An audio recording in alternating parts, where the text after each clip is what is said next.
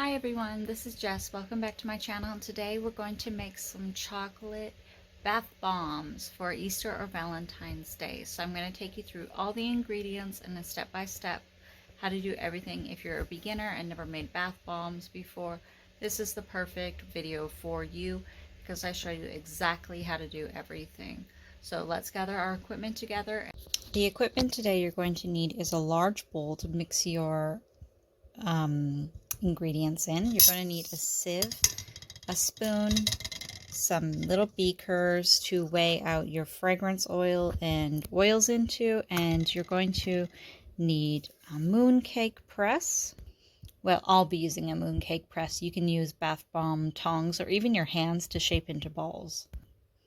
I'm going to use my small precision scale as well as my larger scale that I'll put my bowl on top of. The ingredients that you're going to need today is some apricot kernel oil or a different oil of your choice. You're going to need some raw cacao powder or cocoa powder, corn flour, a chocolate fragrance oil. I'm using chocolate Italian spiced from Brambleberry. You're going to need some citric acid, some bicarbonate soda or baking soda, as well as a spray bottle of alcohol to sanitize all of your equipment. To begin with, we are going to take our spray bottle filled with alcohol and we are going to sanitize all of our equipment. So to do that, we simply spray down the sieve in the bowl and wipe it with paper towel. We're going to wipe out the center of our mooncake press and our spoon as well. Before we begin weighing out our dry ingredients, I'm going to prepare the oils and the fragrance oil in small beakers so that when I've finished doing the dry ingredients, I simply can pour in my fragrance oil and oils into it without having to worry too much about it. It's just easier if you do it beforehand. Weigh 30 grams of apricot kernel oil into a beaker. Now I am going to weigh out my fragrance, so I'm going to use 10 grams of fragrance for this recipe. Poured a little bit too much.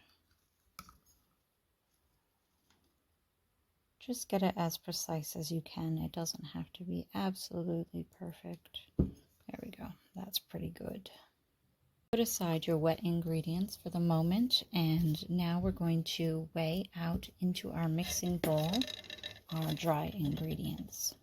Ensure your scale is turned on and that it is zeroed before you begin, and add your dry ingredients into the sieve as opposed to into the bowl, because it's going to be easier for you to mix them when there's small particles. Like, let me show you. See how this not citric acid, this is sodium bicarbonate. It is quite lumpy right now.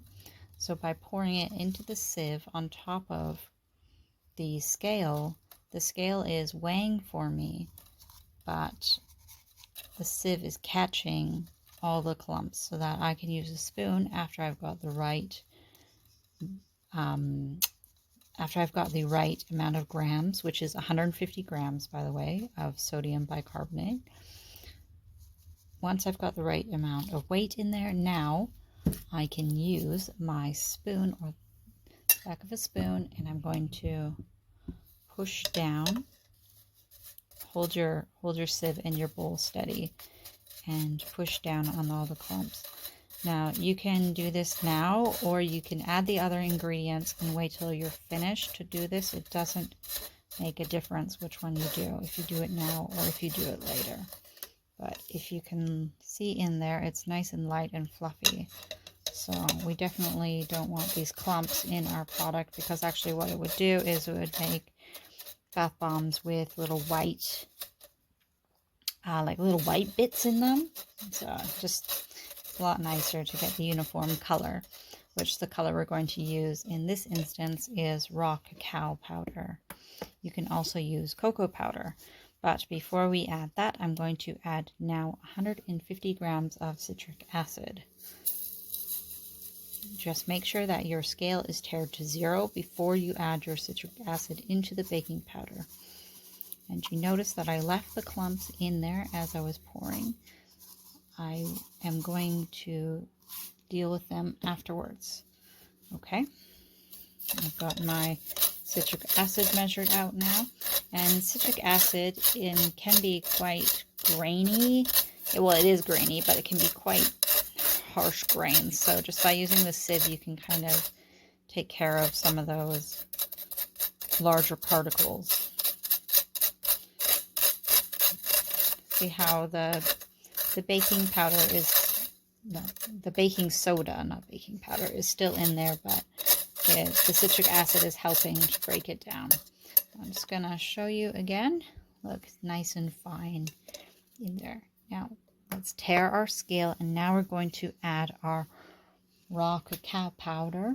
I've got a large jar of it here, and I'm going to spoon it in. Just make sure that your scale is tared to 0 before you add this.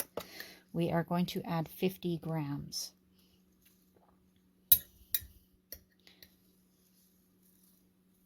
And again, you just push it through. But this should be very simple to go in and do that. As you're trying to push this through the sieve, what you might notice is that it doesn't seem to be going anywhere. So just lift it up and make sure, you see all this flat recess here? Just push it off to the side so that you have some more room in your bowl for the particles that want to fall through. The next ingredient we're going to add, tearing your scale again, is we're going to add some corn flour. So we're going to need 75 grams of corn flour. It also can be called cornstarch. So just measure it into your sieve. Again, 75 grams of cornstarch. Let's mix this all together and get it through the sieve now. When you get all of the ingredients down to the bottom of your sieve and you've just left with these, what you're going to notice is there's some really large particles of citric acid, and it's okay. This is a normal thing, so just try to get as much as you can through the sieve, and don't stress too much if you can't get it all. Just pour it in there. This is not clumps, this is citric acid. It's very different than giant baking soda clumps. So just put your sieve aside, and now you're just going to want to mix this together until it's nice and incorporated. Try using a whisk to help you mix, as it will be a lot smoother than using a spoon. But if you don't have a whisk around, just use your spoon. It's totally fine. Now that we have all of our dry ingredients mixed together, what we're going to need to do now is we're going to need to slowly pour in our oils and fragrance. So I've got my apricot kernel oil, and I need to put it in very slowly. We don't want to put it in too fast and activate the citric acid, which means make it fuzz. We don't want to do that. So I've poured a little bit in, and now what I'm doing is I am just taking my whisk again and slowly mixing it. As you're pouring your oil into your mixture, just do it a little bit at a time, because you need to monitor how much you're putting in, because you don't want your mixture to turn into a sludgy mess. So depending on your climate and the time of year and the weather and how humid it is outside and all those different factors, which is like nearly impossible to determine for every single location wherever you are, but just what you can do is you can slowly add in your oils and your fragrance. And as you do this, you can see, okay, it's getting to be too much or it's not enough. And if it's getting to be too much, you simply stop adding. And if you feel like it's not enough, then you just get your apricot kernel oil and you just add some more in. But I'm just slowly adding this in. You can see it's beginning to start these little lumps in here for me, and soon I'll need to switch to gloves to get a more hands-on approach to my mixing. But I'm just putting my oil aside for a minute because I want to add my fragrance, because I want to make sure that it smells good. And I don't want it to be too wet and my fragrance not be in there. So I've just added my fragrance. It's still okay to mix with my whisk. If you don't want to use a whisk, you can use your spoon, and the process is exactly the same. You're just mixing like this,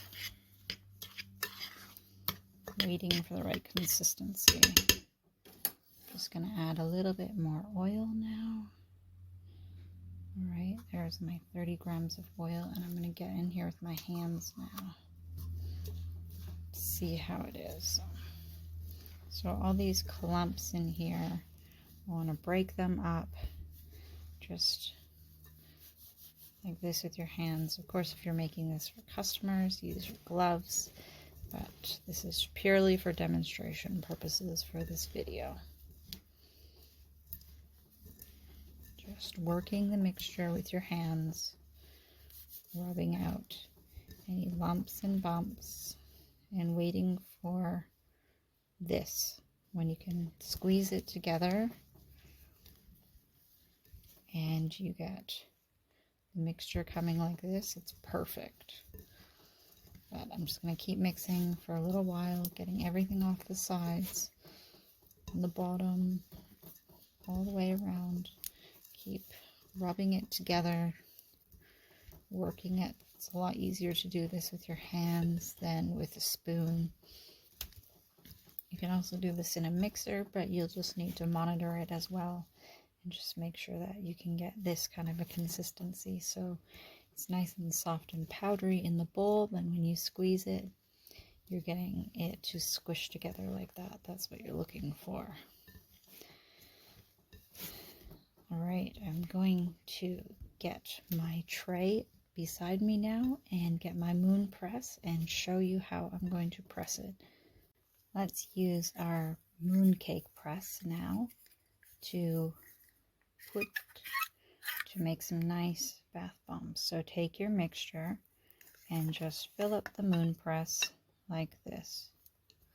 I just pat it really gently. I don't push down because that's what the press does itself. So I just fill up the chamber, I guess you would call it, gently press it, and then I'm going to put it down here, pushing with my palm, like I'm pushing here with my palm, and then I'm going to pull on these two little plastic bits and pulling it up, and there I've got a nice little bath bomb.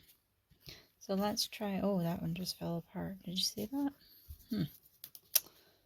Maybe it might not be wet enough. Let's try one more. So I'm going to try this time to just pack it a little bit tighter. So all I've done is fill it up. I'm just going to pack it a little bit, just a little bit tighter before I push it down. So same thing, placing it down, pushing with my palm and pulling up on these little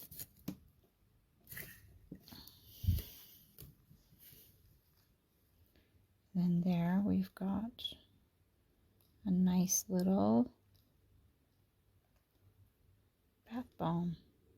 Now usually I wouldn't be handling it right away. Like, I don't recommend handling it immediately after you press it. When you press it, you need to just leave it alone. So I just threw it back in there because I'm handling it too much, and the picture here with the flower isn't coming out clearly because you can see it's got a bunch of stuff stuck in it.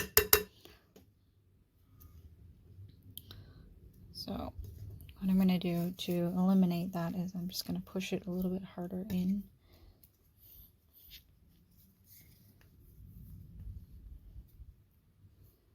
And then I'm going to press it again. So I've just pushed it gently into there, not like extremely hard pressure. And I'm just pushing it down